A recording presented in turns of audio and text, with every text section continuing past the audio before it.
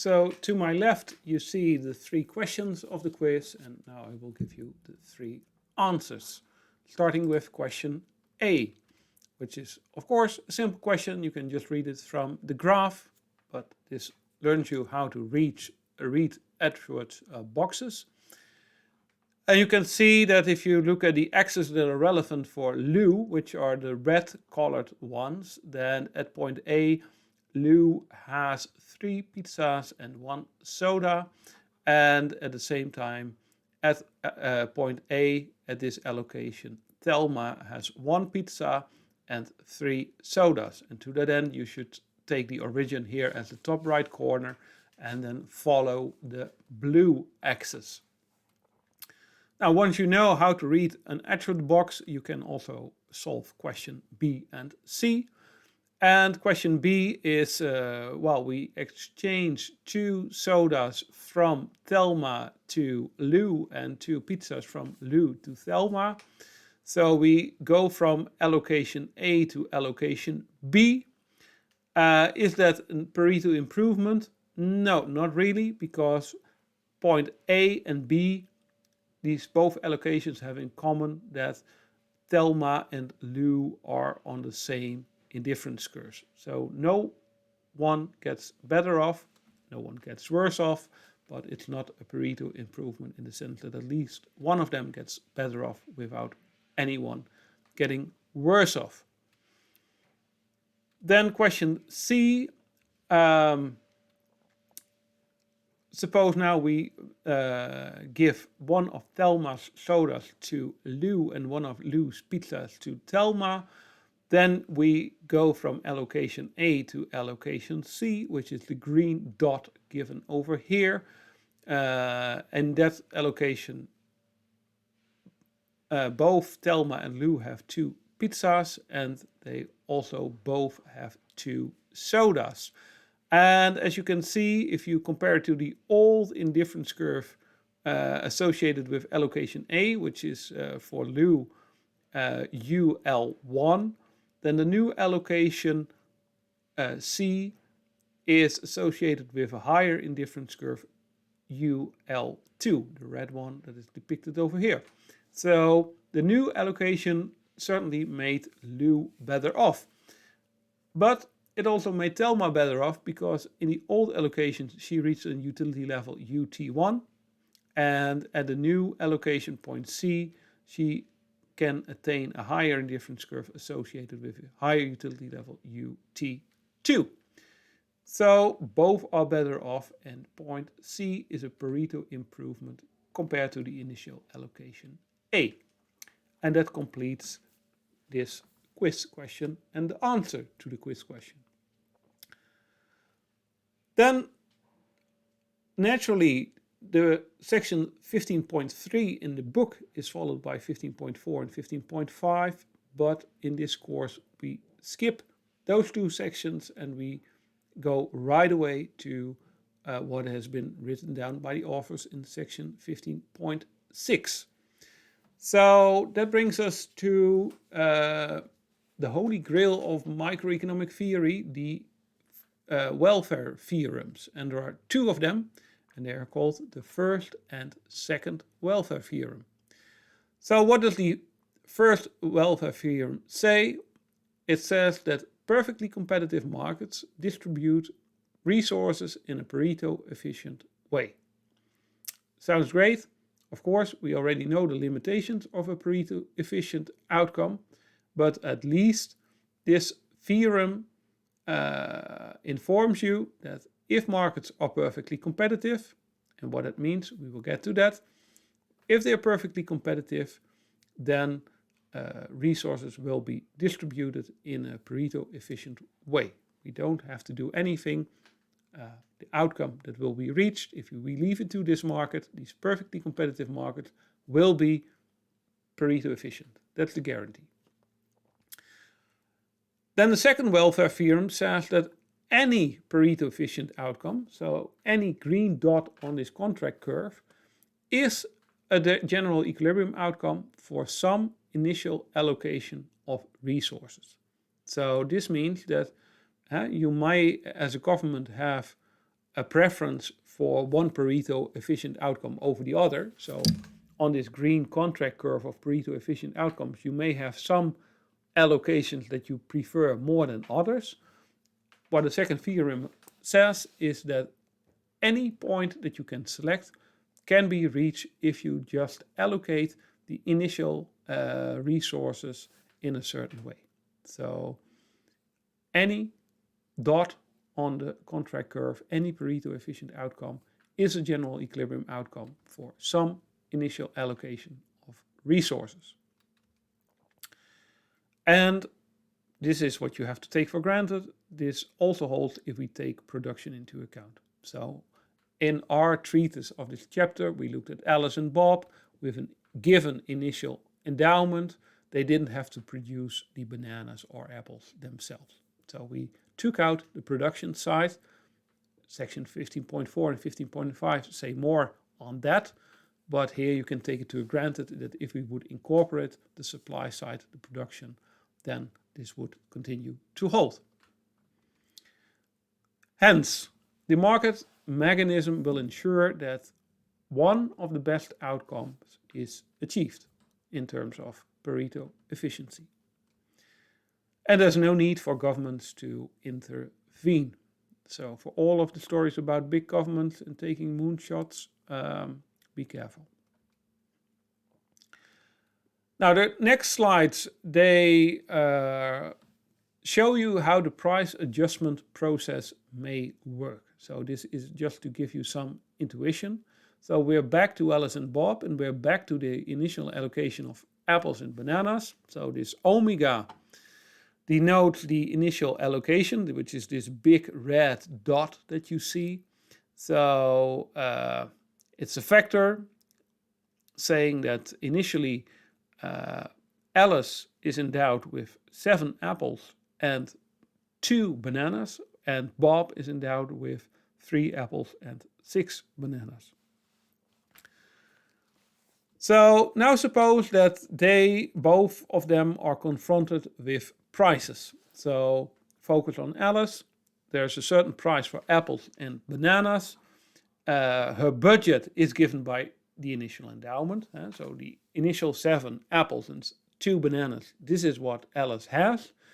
But she can buy additional bananas on the market and sell bananas on the market, and the same for apples, in order to reach a different outcome.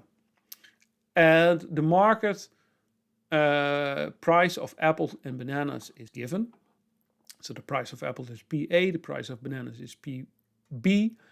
So the budget line that runs through the initial endowment of Alice, because this is what she has, is this green line that we are given here. And the slope of the line is the negative of the price ratio of apples and bananas, just like before when we studied utility theory. So, and what Alice will do is that, well, given that these are the prices at which she can sell or buy apples and bananas, she's going to look for the point on this budget line that maximizes her utility, that leads her to the highest indifference curve possible. And that point may well be different from her initial endowment. Now for Bob, and now you have to really rotate your head by 180 degrees, or you can do this thought experiment if that's easier to you. So Bob, he started out with, I think it was 6 bananas and 3 apples.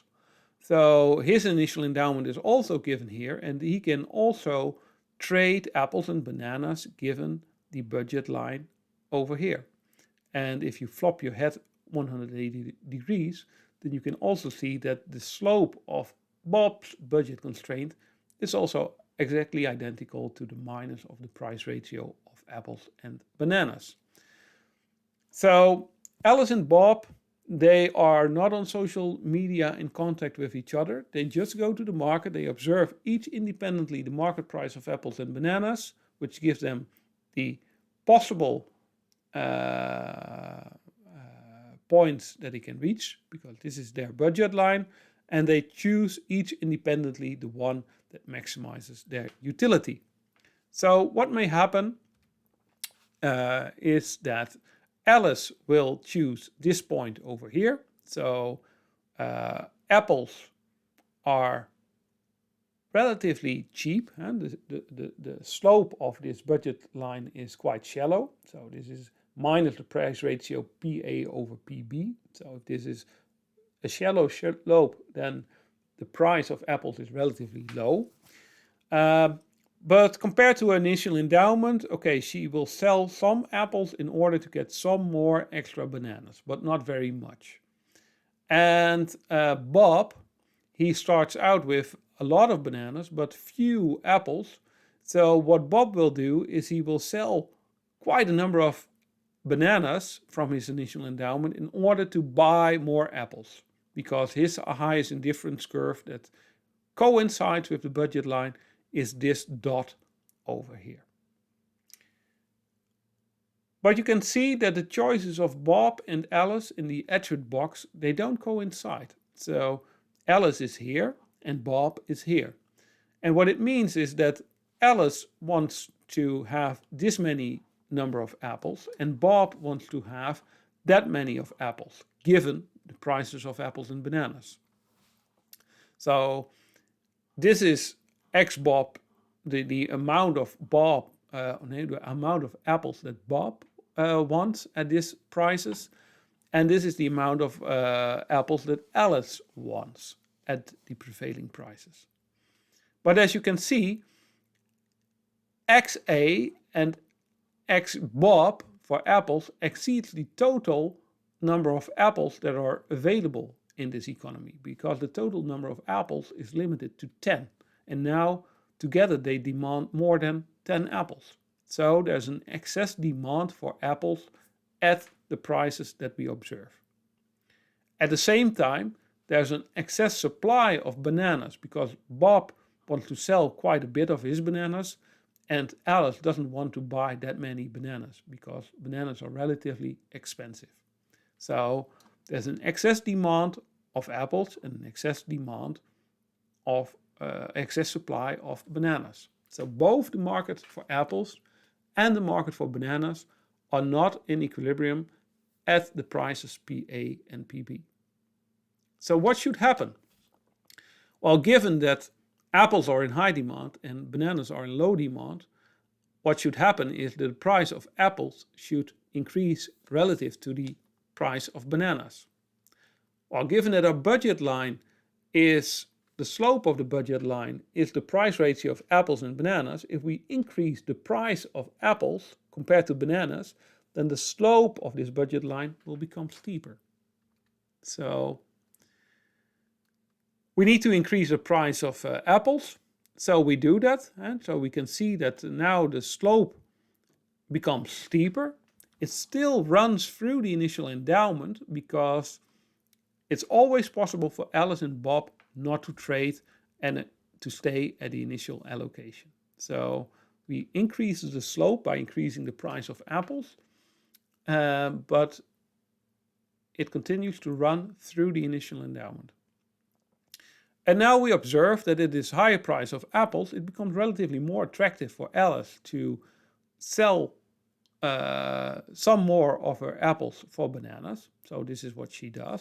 And for Bob, it becomes less attractive to trade bananas for apples because, well, the bananas have become relatively cheaper. You cannot fetch as much money for them as before.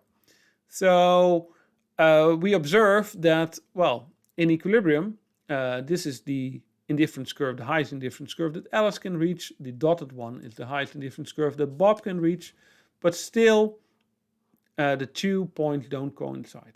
So what needs to happen? We need to further increase the price of apples, further steepening the budget lines, and we can do that. Still no equilibrium, still excess demand for apples.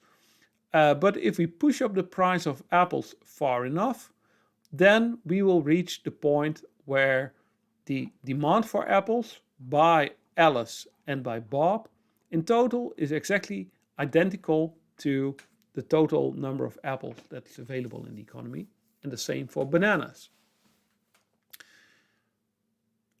So given the initial endowment omega and given the preferences for apples and bananas of both Alice and Bob, the equilibrium price ratio of apples and bananas is given by PA star over PB star. And it's the price ratio that ensures a Pareto efficient outcome.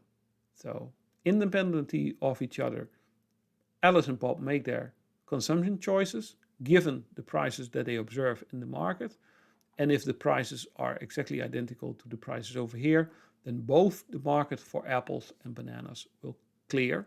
There will not be any excess demand or supply of any of them.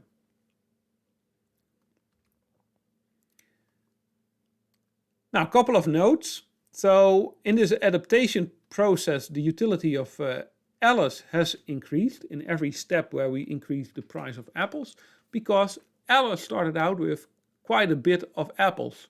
And if you increase the price of the things that you own compared to the price of the things that you own less, then you become relatively better off. So the utility of Bob decreased.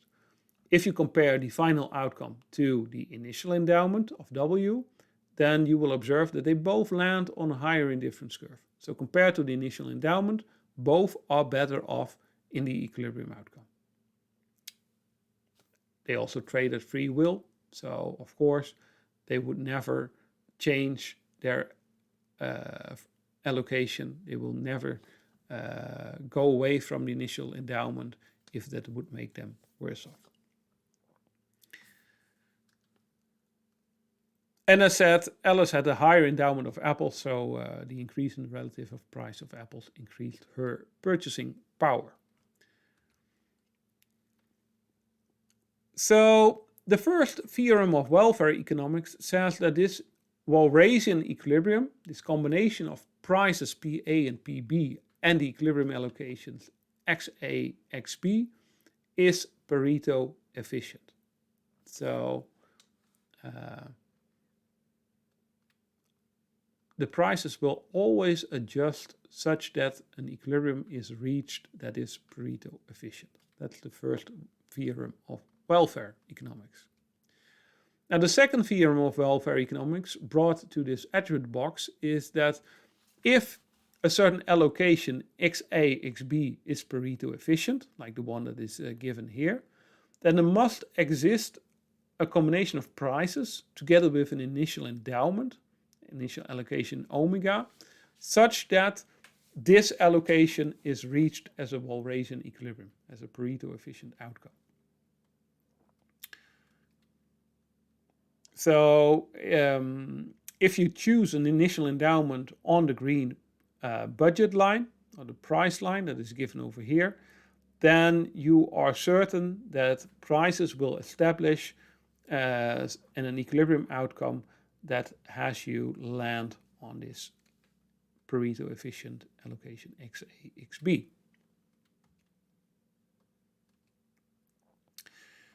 So what is the key implication of the first theorem of welfare economics? Well, it's that the price mechanism will lead to an efficient allocation. So the price mechanism is very forceful, powerful in obtaining allocations that are Pareto efficient. And the second theorem of welfare economics is also important because it tells you that you can separate matters of efficiency from matters of distribution. So you may like one Pareto efficient outcome more than the other one. And the second welfare theorem says, well, you can reach any Pareto efficient outcome that you want, and you can leave that to the price mechanism, but you can just tweak the initial allocation such that you will arrive at your Pareto efficient outcome of choice. So for governments, that's important because it tells them that they can separate the important issue of efficiency, you want an outcome to be efficient, from the other consideration that they may have, like having to care about the distribution, who gets which part of the pie. And you want to be more or less egalitarian maybe there. So the government doesn't have to impose conditions on prices. If it wants to reach a certain efficient outcome, it can just do so by reallocating the initial allocation to different subjects.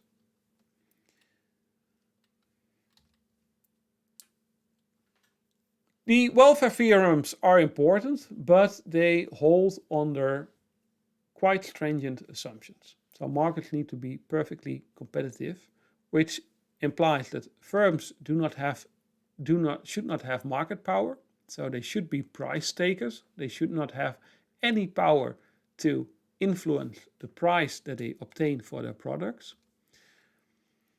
And well, look at Apple, iPhone.